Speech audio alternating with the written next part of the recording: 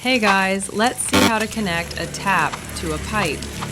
So I tried some ways, but it didn't fit. So let's see how I fix the tap to the pipe without any connector. Took a balanced piece of pipe and connected it to an L-bend.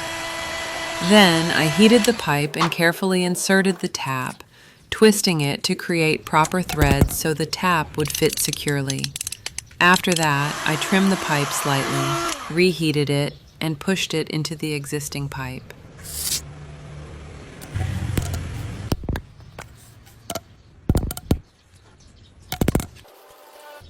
I applied adhesive to secure it in place, then cut off the extra portion of the pipe.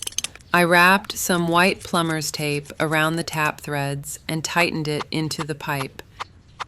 Finally, I checked for any leaks. Thank you for watching. Don't forget to subscribe, guys.